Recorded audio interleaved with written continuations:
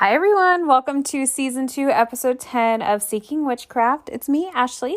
So today's episode is with an author named Mortellus. We have a really cool discussion, and I really enjoyed our interview. But before I post it, I wanted to give a little bit of a heads up, or a little bit of just a disclaimer, I guess you can say.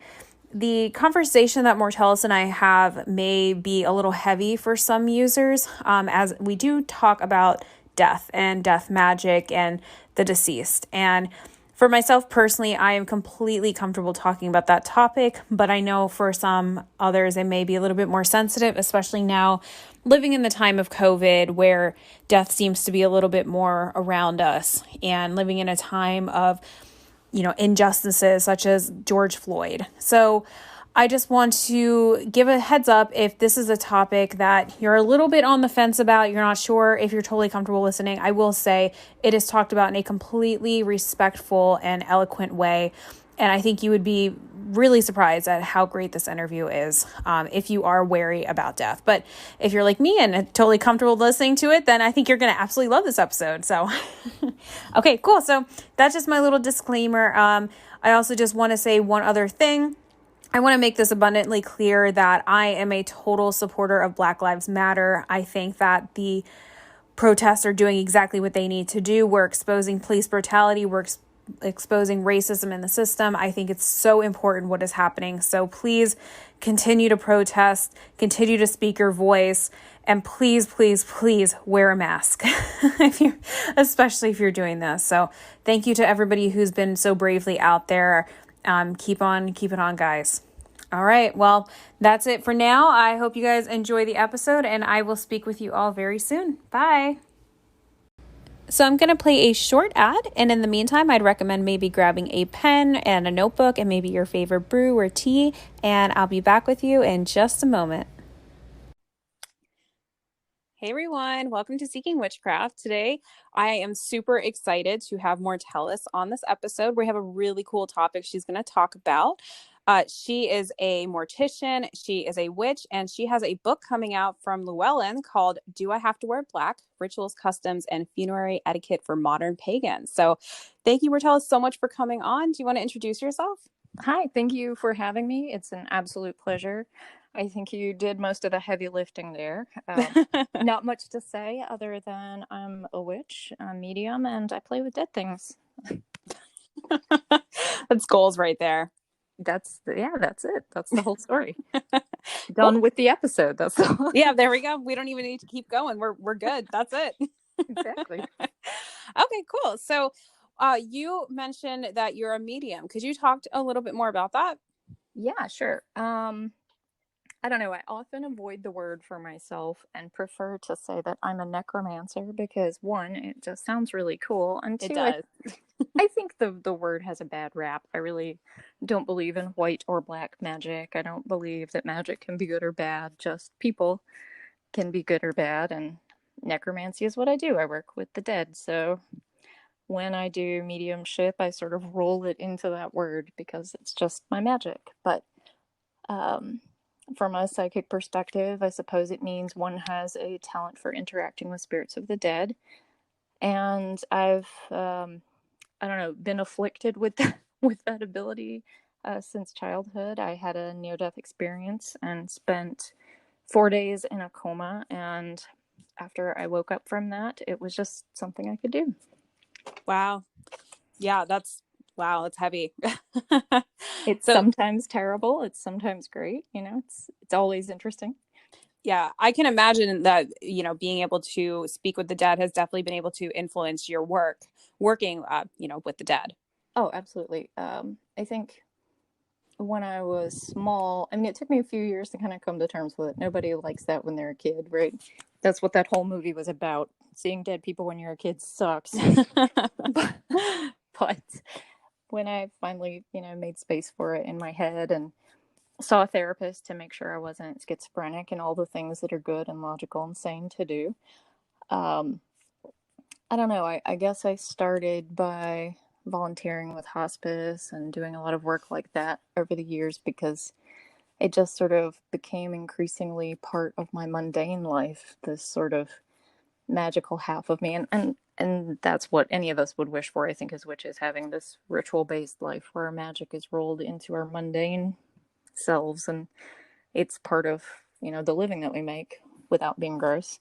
But I came to a point where, volunteering wasn't enough for me. I wanted to be more hands-on, so, I struck out all fresh-faced and eager to join mortuary school and learn all that fun jazz. Actually, very recently graduated, and Ooh, congratulations. thank you. Graduating in the time of pandemics is neither fun nor momentous. Yeah. It's a hell of a time in society right now, unfortunately. Oh, I graduated today. I'm still in my underpants. Hey, I mean, you know what? That's like a goal right there. Right, goal. That's a mood. Graduation goals. Sitting on your couch, drinking a root beer in your underwear.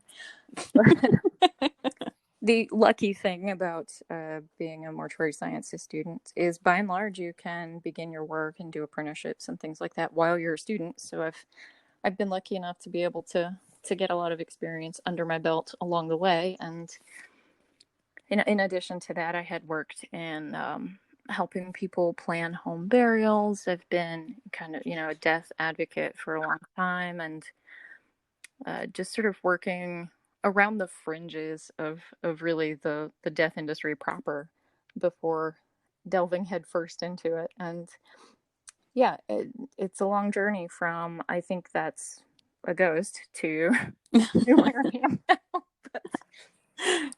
Have you ever had any like really intense spiritual experiences while working with the dead?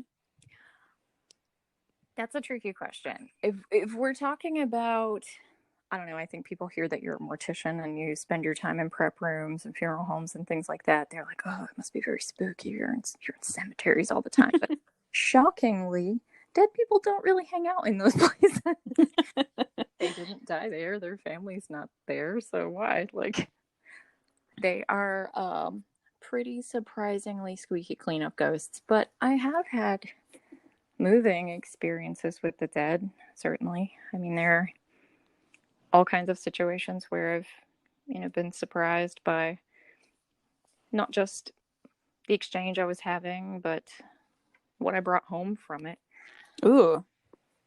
Certainly for privacy reasons, ethics reasons, etc. I cannot talk to you about cases that I've interacted with, but I can describe the edges of things, and they're sometimes funny and they're sometimes heavy. I had a situation where it was a young woman. She had died in a motorcycle crash, and on a date, and just like the best time of her life kind of situation. Young and beautiful, and you can tell that everything about that moment felt like it was the beginning of things and not the end of things. And then to see someone like that laying cold on the table in front of you it's humbling, and I remember spending, God, an hour and a half brushing this girl's hair because she had this beautiful, thick, heavy waist length hair, and you could tell it was something she was proud of, but here it is with chunks of asphalt and leaves and sticks, and I'm just combing and combing and combing to make it perfect. And then at the end of the day, to find that she had followed me home, and it's just sitting in the dark after a day like that, having your tea, just coming to terms with the fact that you just have one more guest in your house can be kind of heavy. But yeah, wow, absolutely. Yeah, I'm sure she was extraordinarily appreciative, though, of you doing that for her. Yeah, it's people would be surprised the small things people spend their time on in prep rooms. Like, I had a case once who died while they were painting their fingernails. They had only gotten a couple done, and everyone in the prep room stopped and went and found polish of the same color so that we could come back and finish the job for her. Aww. It's the little stuff that I think really humanizes the experience. Absolutely. I remember I've heard you spoke previously about how when bodies are being prepared, you can actually speak to somebody if you want like a certain incense being burned during that, right? Sure. I think people would be really surprised by what they can ask their funeral service professionals for. I mean, obviously, you couldn't have a dozen candles in there. Some of our candles or some of our equipment and chemicals are flammable and that sort of thing. But if wanted to burn a stick of incense or ask us to play a certain music or um, add an oil to the water we wash your loved one with, or any number of things. I mean, those are definitely requests we can honor. Things like asking if you can have back some of the water we bathed them with for ritual purpose, or if your mortuary worker could draw a little bit of blood that you could have for your altar, or just any number of things. You can even be present in the room if you ask. Some funeral homes might do their very, very best to discourage you, but never forget you can shop around. If you don't like the answer that you're getting, you can ask to go somewhere else. So you actually mentioned something really interesting. So you mentioned that people can have some of the water that the body is bathed with, and they can use it for ritual purposes. If somebody was able to obtain something like that, like what are some things they could do with that water? Oh gosh, I could write you a book about that actually, but I think a very simple thing you can do, certainly bearing in mind that your mortuary worker will probably be kind enough to give you the water from their second bathing. They get washed twice because it will be much less nasty. You could freeze it and use some of that over the years for water on your ancestor altar at Hallows would be an example. Let's say it was your mother that died, for example, and you had some of that water and you froze it, but you're getting hand fasted a few years later. You could pull some of it out and use it for the consecration, so she could be there with you. One of my favorite little uses for corpse water is a silly one. I use it for curse breaking, curse removal. Generally speaking, curses can only stick to you as long as you're alive, right? They don't have any reason to stick to you after you're dead. So I use corpse water to consecrate someone. I wash them so that they're disguised as the dead so that the curse falls away. And then I reconsecrate them with fresh, blessed, salted water so that they are now back in the land of the living and free of their curse. Wow. That's pretty impressive. Necromancy at its whitest. Yeah, that's pretty cool.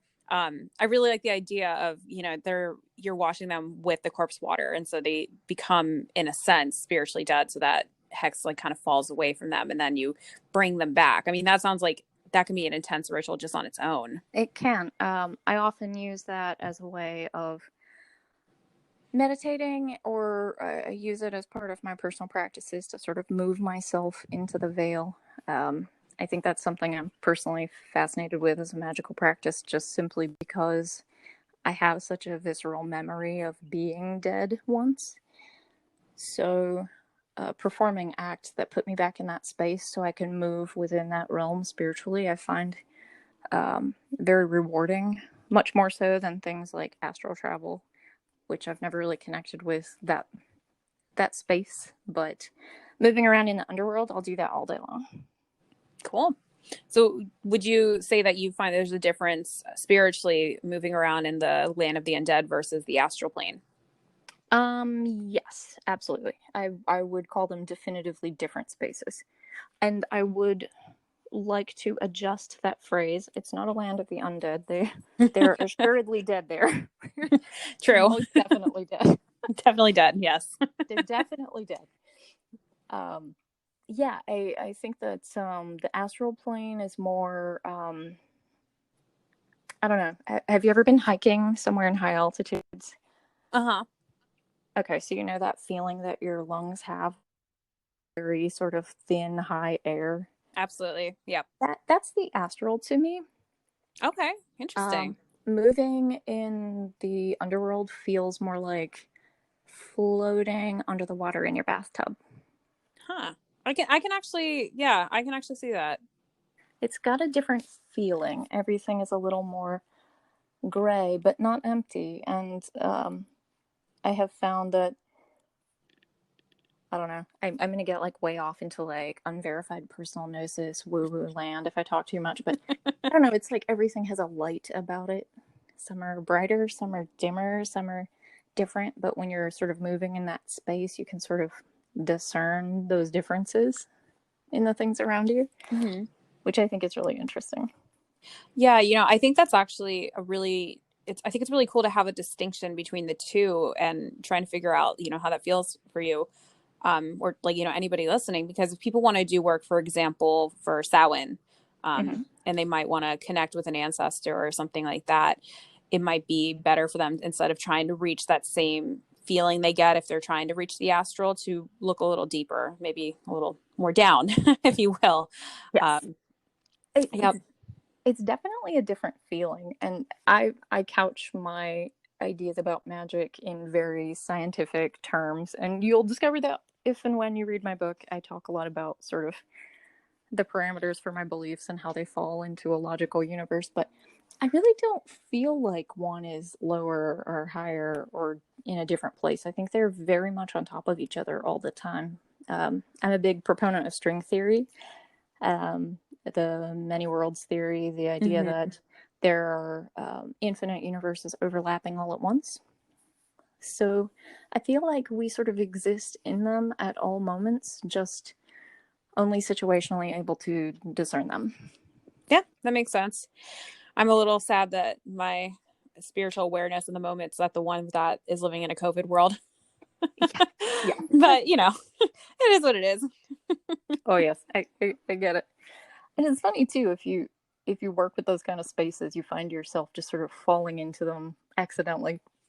And maybe that's just like bad spiritual hygiene for me, but I find myself just sort of doing my work, and just realizing I've sort of let myself slip into that place, not meaning to. And it's strange to stand in a prep room, which itself is an incredibly liminal space. This person has just died, and they've not yet been buried. They've not yet moved on. Many people believe that the spirit remains close to the body for a period of time. So we're sort of tasked with holding that loved one in this in between.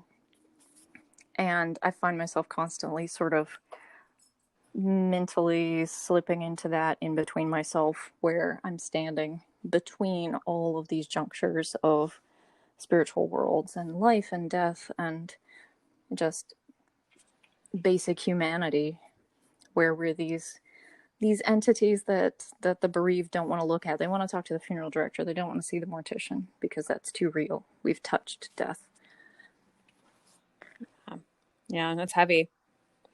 Mm. Yeah. So would you say that your magic has been influenced by your job or vice versa?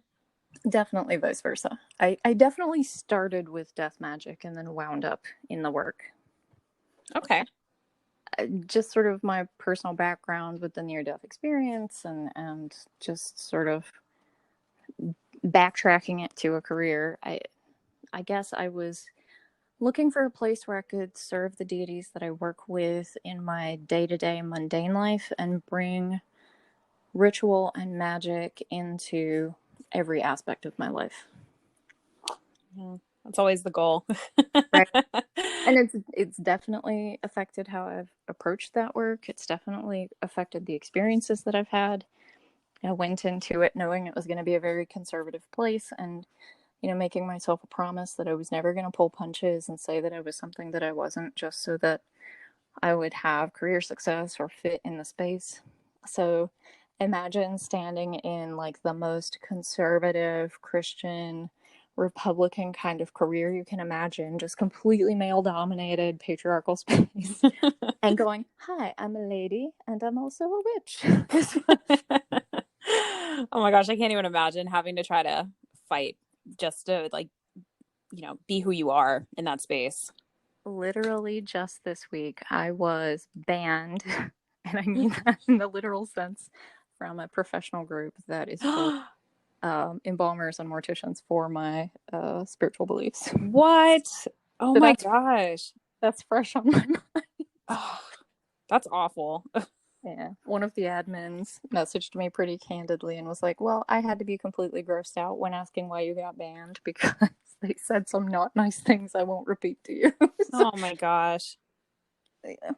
But hey, that's the world, and if someone doesn't stand up there and get the flack, then nobody ever thinks about that issue. So, if nothing else, someone had to watch that happen. Someone who's a closeted pagan in that group watched that interaction and got to consider it, you know? Yeah. And I'm sure that there is probably tons of pagans who work in this space, who work, doing mortuary um, you know, work tasks. I wouldn't be surprised if there was like a large majority of them. There are quite a few for sure, especially in the younger generation, and we're definitely seeing more women in the industry. I think forgive me if I misquote the statistic, but I think something like 80% of incoming students to mortuary sciences are female now, or female identifying. So That's awesome. yeah, that's a huge change. And um, whereas at one time it was mostly people who were like they grew up in a funeral home or their parents and grandparents owned a funeral home, now we're seeing a lot of people who never worked in this industry before coming into it. So it's definitely changing the face of that industry. And you are right, there are quite a few amazing pagan morticians out there. One in particular is a friend of mine, and she definitely contributed to the book coming out. She co-wrote the chapter on heathenry. Uh, Leah Svensson. She runs a blog called Levi Loki where she talks about her life as an East Coast heathen. So check her out online. She's a pretty awesome person. Oh yeah, yeah. If you send me the information, I will put her information in the bio for this episode. Absolutely. Cool. So anybody listening, be on the lookout for that. So one question, if somebody was really interested in working, with the dead in a magical sense, but they're kind of a beginner, do you have any ideas or like tips of things that they could do? Yes. A lot of people ask me, I get tons of messages all the time from people who ask me my thoughts about death midwifery or death doulas, or can I recommend a school or things like that. And my answer is almost always the same. Start with hospice work. Don't I think this is true not just in death work, but very true in witchcraft as well. You have people who are seeking and they want to go from seeking to being a high priestess in a day. No. And I'm sorry, but your 3-day high priestess retreat does not a leader make you. Yeah, exactly. Get out there and do the hard work. I probably spent a decade volunteering for hospice before I wound up going further and looking for more in it.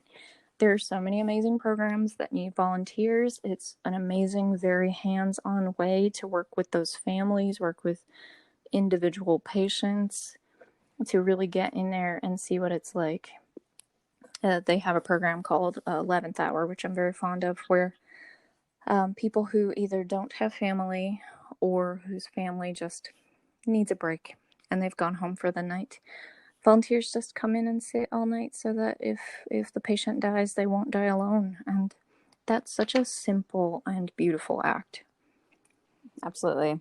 Yeah, that's really nice. So get out there, do some volunteer work, do the thing that feels boring and uncool, because that's what's needed. Yeah, and that's such a special honor too, to be the person who sits with somebody as they take their last couple breaths. Um, Exactly. that's you can't even put that in words, really. It is, and it's a huge gift to the families to know that their loved one wasn't alone, that them stepping away to eat food or take a shower didn't mean that their loved one was alone, and that's huge. Absolutely. So moving on to another topic, that this one's probably going to be a little bit more heavy. So we're living in the time of COVID. We're living in the time where people are passing away, whether it's from corona or any other accident or illness or what have you. And unfortunately nowadays in hospitals, people can't go visit their family, or they can't even get together with their family to grieve as a group or with their loved ones. So do you have any suggestions for people, specifically pagans, who might want to do say they have a loved one who's passed and they want to do some sort of ritual or honoring or something. Is there anything they could do in a magical sense to try to process their grief, in this weird moment in society that we're living through right now? Absolutely. And I could definitely go on like a soapbox rant about sort of death in the time of COVID-19 is so hard because you have families who, one, aren't allowed to be in the hospital room when their loved one is dying. They aren't allowed to even go in person to the funeral home to make arrangements. If they can have a funeral in the state that they're in, it's very limited in scope. Like they can't have very many people. In most cases, it's only 10, including the staff, which is so very small. So people are developing all of this grief trauma tied up in the fact that they feel like they were completely disconnected from this experience. And I think that I would definitely say to people, don't forget that those death workers are your ally. They might seem harried and rushed and frustrated because this is so hard for everybody, but they're there for you. They're guides for you. They care and they want to do all that they can to make this the most comforting kind of closure they can give you. We have this situation where people didn't stop dying of regular things just because there's COVID-19, and people are dying of regular things with more frequency just because they don't have as much access to care. And I hate to break it to conspiracy theorists, but actually those death toll numbers are very low on the news compared to what is the reality, because of the rules surrounding how we write death certificates and all manner of strange red tape. So you've got funeral homes who might have, let's say they have 20 cases a year, but now they're having that many in a week. So it's massive overload. But have compassion where you can for those workers as well, because it's so hard for them and they have so much risk tied up, just like your healthcare workers and your other frontline workers. But in terms of making sure that you're having that sort of experience that you're wanting, and how you can aid others in those experiences, make sure to ask your mortuary worker for those things that are going to help you connect, like your water or your little drop of blood on a piece of cloth so that you can have a funerary rite some other place at home. Hold a memorial with an urn if your loved one was cremated in your home. Definitely social distance, but you can do things like Zoom. There's all kinds of options for you there. But in terms of just really basic magical practices, something I really like to do is take a poppet and imbue it with the spirit of that loved one. Really sit with it, hold it, and just take the time to feel like I've called that person's energy into it. And then take as much time as you need. Let your poppet lie in repose on your altar and spend time with it, talk to it, give it all the love and words and comfort that you felt that you couldn't give them while they were alive or dying. Give it to them now. And then when you're ready, cremate that on a bonfire or in a cauldron, or bury it someplace dear to you, or any number of things. And then you have this secondary burial space that's somewhere close to you that you can visit and interact with and upkeep. Oh, that's beautiful. Having that secondary space so close. Yeah. Yeah. And I really think if you're out there and you're wondering how you too can, help people, even if you haven't had a death close to you, don't forget that mortuary workers are hugely essential and very much frontline workers, but we're considered B class for things like protective gear. So when you're sewing masks, consider sending a box to your local funeral home instead of just the hospital. Or, if you have an opportunity to send that care package somewhere else, think about your morgue or those kinds of things. Absolutely. I think a lot of people don't realize that the virus still continues to live on in the dead.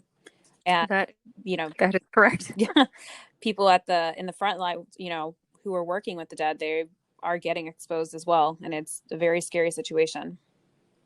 It's bad because I don't know. I don't discount anybody. I think the healthcare workers, nurses, doctors, and so on, they have such a heavy job in being tasked with keeping someone alive to the best of their ability. But I like to think of the front line as a circle. If those doctors turned around, we're right behind them because we catch the death that slipped by them. Oh. But when it comes to things like protective gear, nurses, doctors, they're prioritized. When it comes to places like Starbucks wanting to deliver you free coffee, it's the hospital. So we're sort of we're sort of just like the forgotten redheaded stepchildren of this situation. That's kind of stressful sometimes. Oh my gosh. Feeling like you don't matter. I had somebody tell me once, like, why do you need a mask? You like, don't you have scrubs to wear? Or another person was like, well, if you get sick, you're asking for it because you chose to be a mortician. What? It's like, eat me, dude. They chose to be nurses and doctors. Like, I've got a family too. Oh my goodness. Oh my God. People are crazy. Seriously. Especially in the People, time of COVID. I mean, there's some real, characters coming out. people suck. Yeah. But yeah, it's like, don't forget these death care workers are really putting themselves on the line. Like, those doctors and nurses have way more gear that we have. They have way more access to, protective equipment, medication, and even healthcare because they're right there. But for us, we show up and we empty those 18 wheelers of bodies, and we know that virus is living on there for up to 18 days. We know at least. Oh my goodness. We might not have gear. We're talking about people working in prep rooms with no gloves and bandanas tied over their face because they have nothing else. And we have to do the work no matter what. It has to get done, and it's not as simple as I had someone say to me, well, it's not like they're coughing or breathing on you. Well, maybe not. That's true. But I do have to, move their body around and manipulate it. And the air does come out of their lungs. And I have to aspirate those lungs and clean them and run fluids out of their body. All of those things, put us at risk. So it's definitely scary. Yeah. Well, oh my gosh. Well, thank you so much for the work that you do. Hey, It's you're right. I think a lot of people don't like to think about death in general, and that comes along with maybe not even thinking about the workers who are involved in that. And it's such an important thing because ultimately, every single one of us are going to experience death, whether it's with a loved one or we're all one day going to die. It's the truth. exactly. And I feel fortunate in the sense that growing up with my family, I do have older family that I was raised with, and death was always just a very normalized topic in my home. It wasn't something that we shied away from talking about, and I know that was not the case with a lot of my friends. And I feel lucky that I'm very consciously aware that Yes. it's a thing. It happens. It's inevitable. It's funny. I'm about to give like a random plug to a local funeral home who will never hear this podcast. um, there's this funeral home called McMahon's in my hometown, and they served my family when I was a kid. And my grandma, it must have been every day of my life. Like she'd stub her toe and be like, "Call Mr. McMahon to come take me away." Oh my gosh, it's so funny. And Yeah. they're like these small town grim reapers, right? They become these icons. It's so funny, but My grandma used to do something similar to that, actually. maybe that's just a grandma thing. I don't know. I have no idea. She used to say, like, a song would come on the radio and she'd really like it. And then she'd turn to me and she'd be like, Ashley, when I die, make sure you play this song at my funeral because I really like it. And I'd be like 7 and I'd be like, Grandma, what? Like, What? I don't even know the name of this song. Like, I don't know. I'm gonna get like a tape recorder and record it. Like, sure, I guess. You're right though about people not liking to think about death. Like right now, everything is so bad that all we want to support healthcare workers, doctors and nurses because those people might save us. And that's wonderful and that's what they do. I'm not deriding that even slightly. But it's easier to think about that than to think about supporting mortuary workers because that means somebody didn't make it. Somebody somebody failed, someone didn't survive.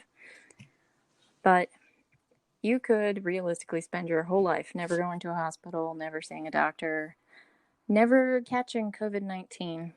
But eventually, a death care worker will interact with you. Mm-hmm. They will be part of your life. Absolutely. And even if you're not, alive for them to be there, they might be the person, combing your hair. They might be the only person that gets to interact with you because, in quarantine, we've got this situation where families can't be there. They can't do those things. So they might be the comfort that your loved one has. So don't forget that they're out there doing good work too in this time. Absolutely. Absolutely. Wow. So one other thing, so, we've mentioned that you have a book coming out. Would you be able to kind of give us like a little bit of like a summary or like not a preview, but like just tell us a little bit more about what it's about? I mean, I mentioned the title, but Sure. it kind of covers your topics, but. So I'll tell you a little bit about the title, where the title came from. I feel super awkward plugging things. Like I feel like an awkward car salesman. So I'd rather sort of tell you how it came to be, I guess. Sure. As I mentioned, funeral services can be a really conservative place. And I was getting into a debate at one point with another funeral service professional. And I was talking about pagan families and pagan funerals and their needs and how they might differ from what was being discussed at the time. And this person said, "Oh, Wiccan funerals give me the creeping willies." And I was like, "Do tell me about this." And they were talking about having observed a pagan funeral at one time, and I don't know the context of the experience they had, or even if they had one, but they talked about how much it creeped them out, and they specifically mentioned how scary the high priestesses were in their black robes. Okay. And I was like, why? I don't understand. And she was like, so if I go to a pagan funeral, do I have to wear black? And I don't know, it was one of those absurd comments where I didn't know what to say. I felt kind of dumb in the moment because it's like, black is a common color of mourning that like everybody wears, right? Like you're wearing black now. Why is wearing black to a funeral respectful when it's, anybody? But if it's a pagan funeral, suddenly wearing black is satanic or evil. I don't understand that. Yeah.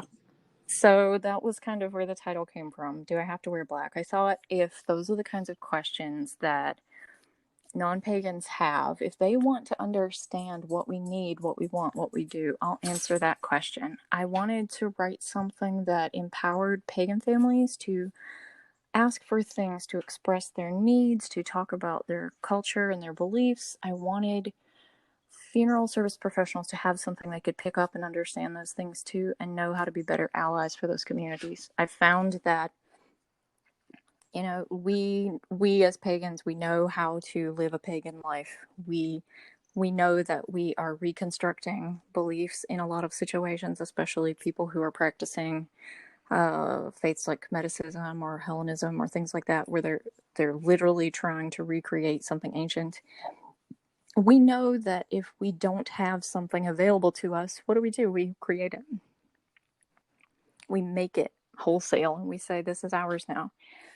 But I found that when it came to death practices, people didn't have anything organized, or they hadn't thought about it, or they just weren't in a cohesive place for people to find. And who can deal with that when someone has already died?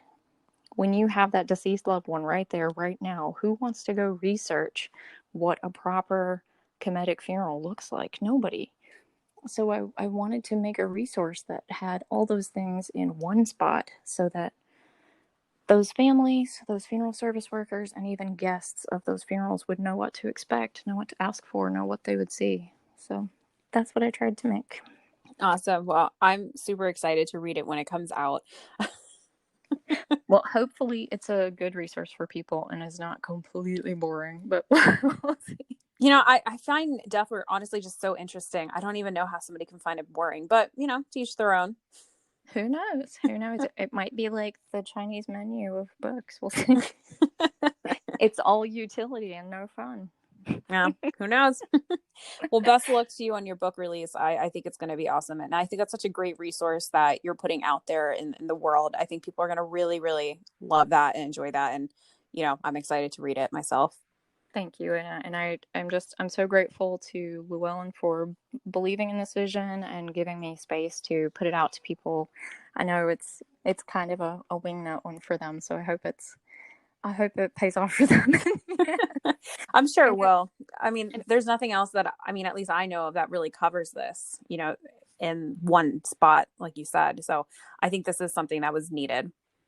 well, like if nothing else, at all, if it serves one singular family, if one family finds that book and finds something that's meaningful to them and it helps them through their grief, then it was worth writing. Oh, But I really enjoyed talking to you today, Ashley, and thank you so much for having me on. oh, absolutely. And Mortellus, one more thing before you go. So Sure. every time I have a guest come on, I always ask them this one question. So I'm going to ask it to you. So, a lot of the people who listen to this podcast are pretty new beginners in witchcraft and Wicca, or, both or one or the other.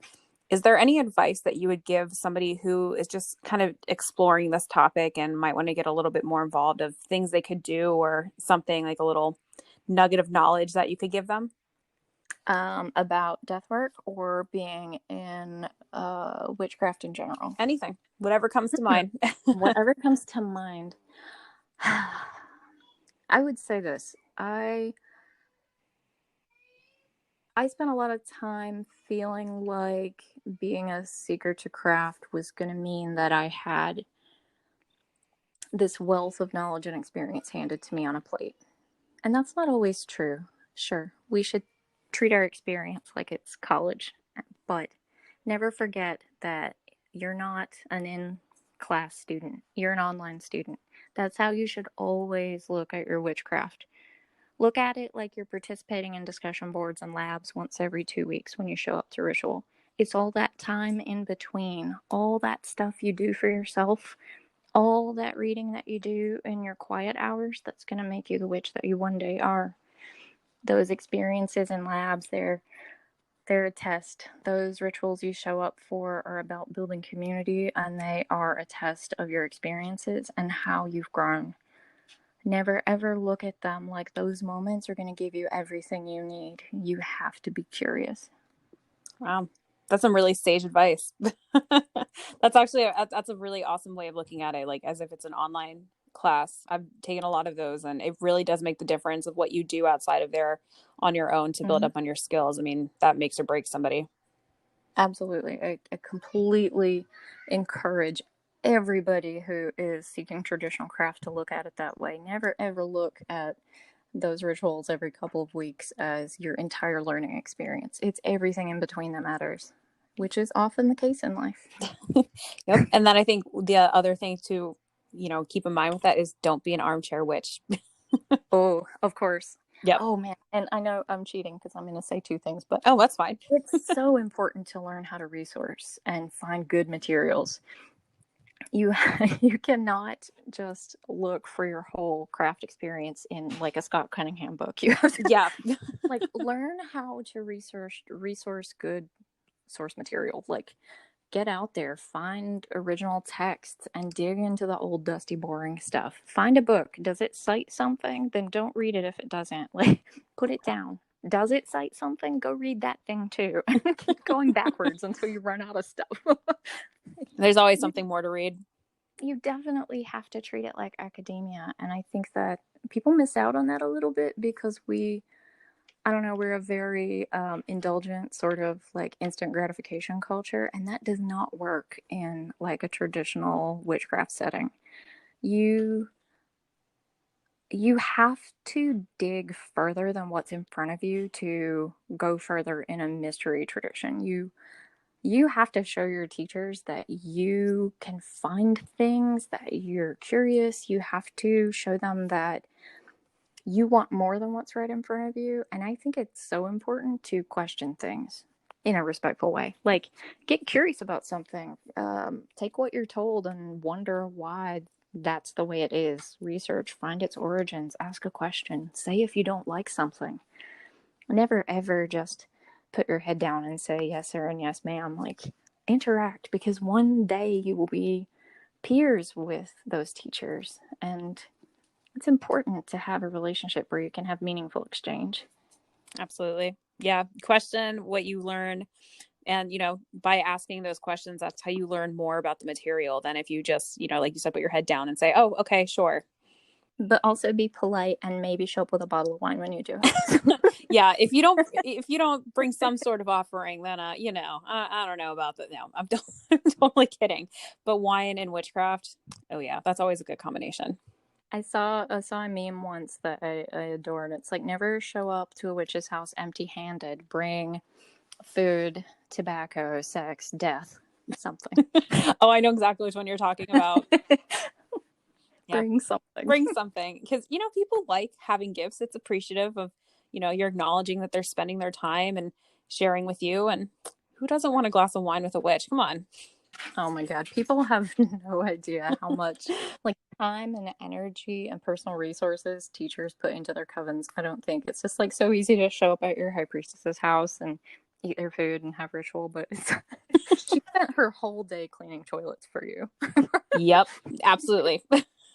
Take cookies or something. Like, be cool about it. Definitely. It's like if you're having people over, like most people probably spend a couple hours or a day or I don't know, maybe a whole weekend cleaning their entire house before people come over. Now imagine being part of a teaching coven and that you meet every week or every other week. Well, that means every other week somebody's doing that for you.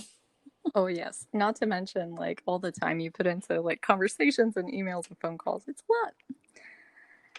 It is a big commitment to be a teacher in the craft. Absolutely. So to bring it back around to what I said at the beginning of the podcast, I don't think you're going to get all that in your weekend high priestess retreat. It's not going to happen. Yeah, you got to put in the work yourself, and it's self-discovery. Got to do it on your own. Oh yes. You'll have help if you ask for it, of course, but it's very important to put in the work on your own. Oh yes, absolutely. Cool. All right, Mortellus, well, thank you so much for coming on. This was such a pleasure. And again, thank you so much for the work that you're doing. It's so invaluable and it's so needed. And, it's great. And thank you again for everything. And again, thank you for having me on. I really enjoyed chatting, and thank you for giving me a platform to shill my written works.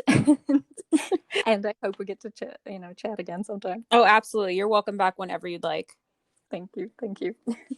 All right. Well, thank you everybody for listening. And I hope you all have a great morning or night or whatever you're listening to this. Well, and be safe out there. Exactly. Please be safe. Please be protective, and if you have a spare mask, send it to a death worker. Absolutely. Absolutely. All right. Oh, and one quick thing. So how can people find you if they want to reach you? Oh, absolutely. A good question. If you want to find me on Twitter or Instagram, I'm A Crow and the Dead. And on Facebook, I am /Mortellus. And you can find links to other things like our coven website and so on from Instagram. Awesome. And I will link your information as well in the bio for this episode. Cool. Thank you so much. Absolutely. Okay. Bye, everyone. Bye. Bye.